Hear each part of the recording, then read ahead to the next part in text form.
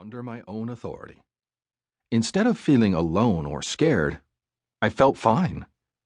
That feeling took me completely by surprise. "John, you no longer work for the bank," I told myself, tentatively probing the thought, the way I might test a bruise. I wanted to see how bad it would feel. But it wasn't so bad at all. I seemed to have left any fears and doubts at high altitude above South Vietnam. Logically, that made no sense. Things were, by all reasonable measures, bleak. The North Vietnamese Army was approaching, and South Vietnamese cities were collapsing faster than people could leave. I heard horror stories of fleeing refugees dropping dead of exhaustion by the side of the road. Mothers in the countryside were handing their babies off to anyone with a white face, anyone who might get their child on a boat or a plane. The capital city of Saigon and the surrounding areas were the last refuge. No South Vietnamese citizen was allowed to leave the country.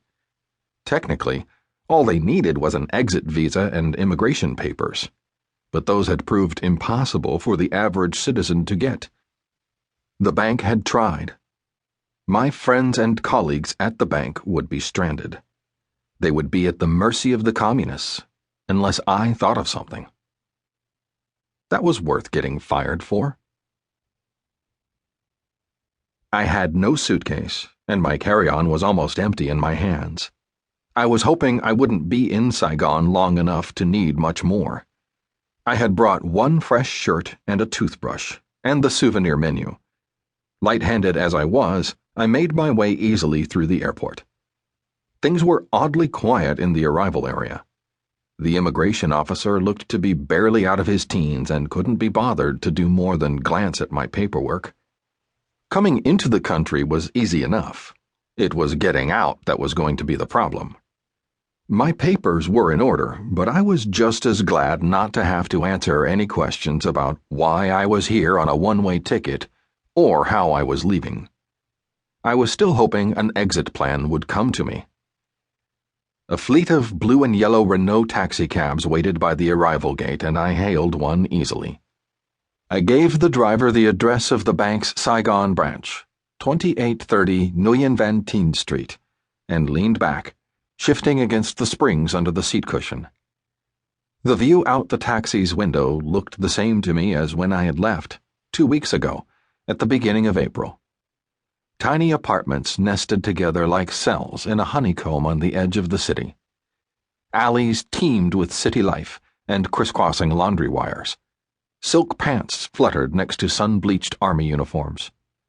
Cyclos, the traditional Vietnamese open-air carriages for one or two, were pedaled from behind by drivers on high bicycle seats. Someone had told me to expect not to see any cyclos. Their drivers were said to have been banned from the city center because too many of them were feared to be communist infiltrators. But I saw plenty. Those not in use had drivers waiting for customers, straddling their pedals, smoking and chatting as usual. They looked at ease. Market stalls were open, and women in conical hats bobbed up and down the boulevards. I rolled down the glass and hung my elbow out the window, breathing in the sour and musty smell the city took on when it needed a good rain. First National Citibank's Saigon branch was located in the downtown commercial area, a short walk from either City Hall or the Saigon River.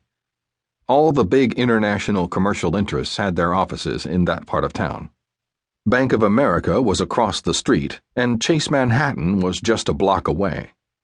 There were plenty of Vietnamese stores, restaurants, and small hotels, along with sidewalk food vendors and mechanics repairing bikes, motorcycles, and cars.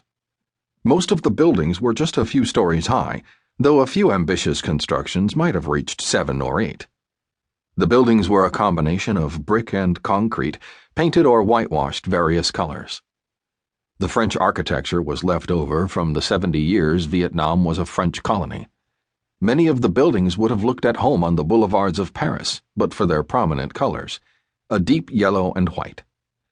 Saigon's streets were lined with small streetlights and lots of lighted neon advertising signs, but no garish glow could distract from the charm of the city.